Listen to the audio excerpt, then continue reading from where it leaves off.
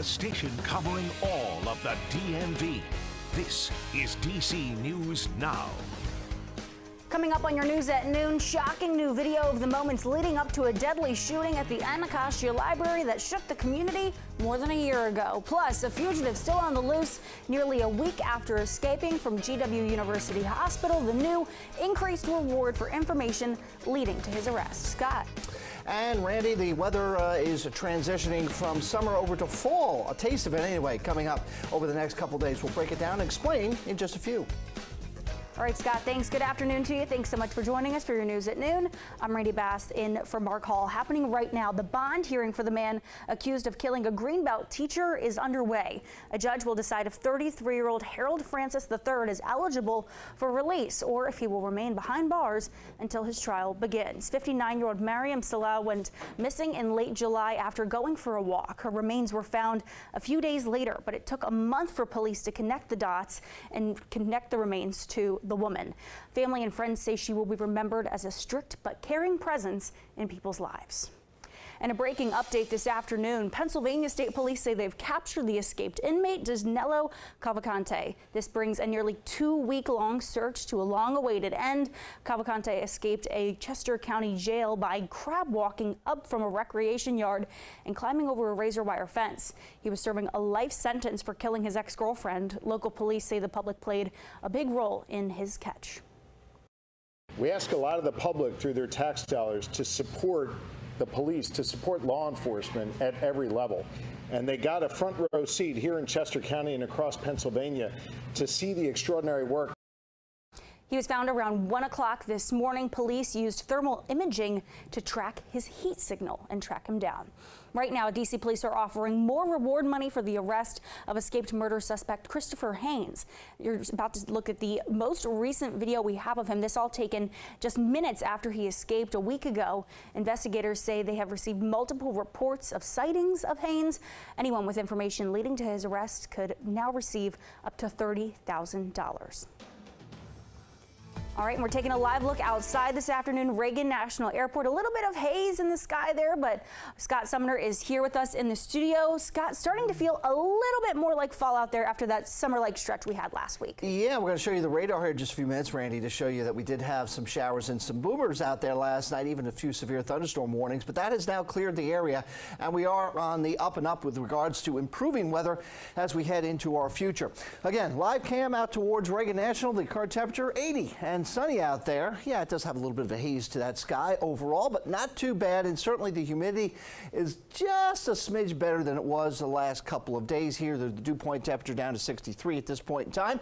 So again, we're going to start to see a real nice improvement. It started now, but it is going to continue really to go through the remainder of the afternoon and going into tomorrow and Friday. Boy, a couple of really good days coming up, including the weekend.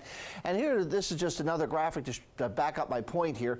Normally, middle and upper 60s and 70-degree dew point readings would be tropical and downright muggy, but most of these numbers here are into the middle and lower 60s, which isn't terrible, and even a few upper 50s as well. So that tells me that, yes, we have some drier air moving in from the west, and that's going to help make it feel a lot better outside. If you're a jogger, a walker, a runner, whatever you want to do outside over the next couple of days, enjoy it, because it will be a taste of fall, I guess, if you will. Now, again, satellite shows some of those early morning clouds moving away from the area and improving weather overall. Tropics, though, is active even though our weather is not. Lee, Margot, and Invest 97 are all out in the Atlantic, and let's hope they stay there. We know that Lee and Margot will. We'll just have to watch Invest 97 over the next week or so to see where that system actually ends up. But right now, no tropical worries to speak of.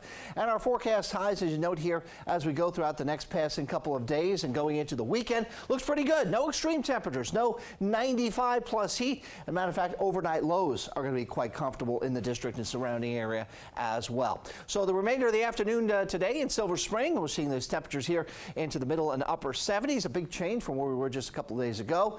And the headlines show quite nicely that, well, we'll get to the headlines here in a little bit. The slight shower possible here with a little disturbance moving through tonight, but overall, not too bad weather coming up. Randy? All right, Scott, thanks. Developing details out of the district this afternoon. We're seeing new video of the moments leading up to a deadly shooting at the Anacostia Library. We do want to warn you this video may be disturbing to those who watch. Last summer, a special police officer was shot and killed during a training exercise. DC News Now's Lex Juarez shows us that new footage this afternoon. It's very disturbing. The surveillance video shows the moments just before the shooting all the way up to first responders arriving, and it is hard to watch. For that reason, we did edit the footage, but we do want to warn our viewers before playing it. Now, what you see here is the tail end of a baton training that was hosted at the library. You can see the group taking a photo with the instructor, retired MPD Lieutenant Jesse Porter. Seconds later, you can see him turn around, whip out his gun, and point it towards the group. This is where we freeze the video just before the gun goes off, and 25-year-old Marissa Mannion falls to the ground. In the rest of the video, Porter is clearly distressed, and another classmate is seen helping him start CPR until more help arrives. Mannion was pronounced dead at a local hospital.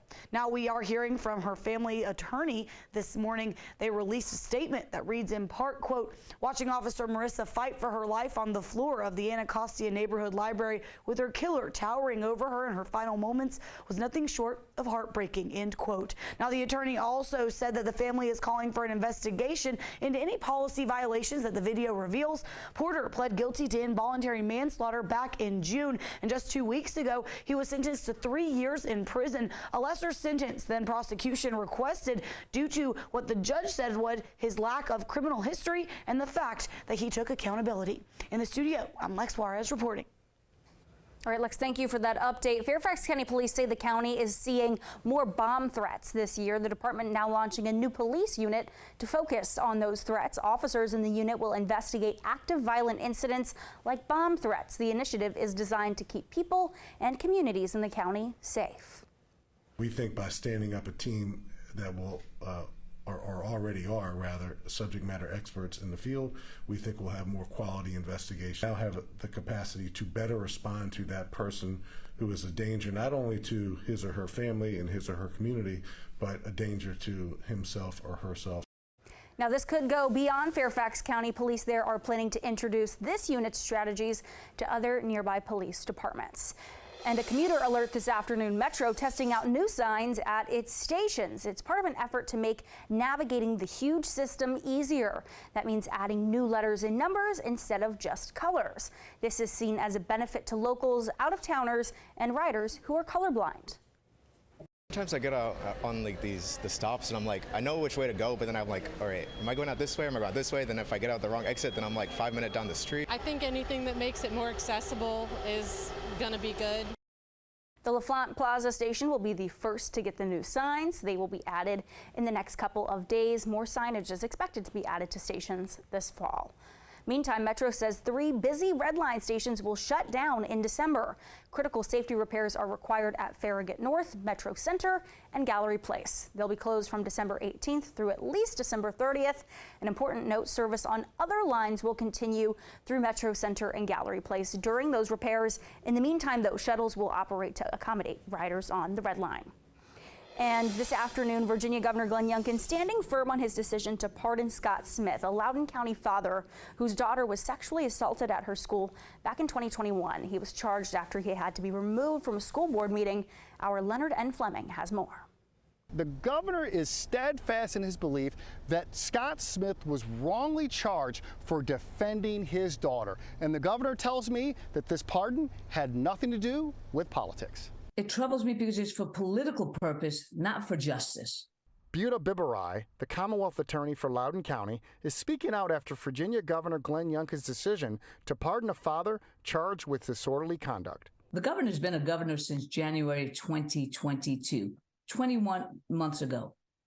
If this wasn't for the political purpose to impact these elections, why didn't he do this 21 months ago, 20 months ago, 19 months ago? Scott Smith was that father. He was arrested during a school board meeting back in 2021 after his daughter had been assaulted by a boy wearing a skirt in a high school restroom. Governor Glenn Youngkin was here today to fire up the base for the state Senate election to win back control for the Republicans, but his pardon of Scott Smith, he says, was not political. I think Virginians think that's ridiculous. Governor Youngkin says the charges against Smith were wrong. Mr. Smith, first of all, should have never been prosecuted. Never. I mean, this is a dad standing up for his daughter who was sexually assaulted in the bathroom of a school, and the school was covering it up. I'm sure it is making the base, excited. Smith says Youngkin was right. We've got a full, absolute pardon. Now it's time for people to start taking some responsibility. Meanwhile, Bibarai says Youngkin is pushing politics. Today, he is in a church in Loudoun County talking about parents' rights.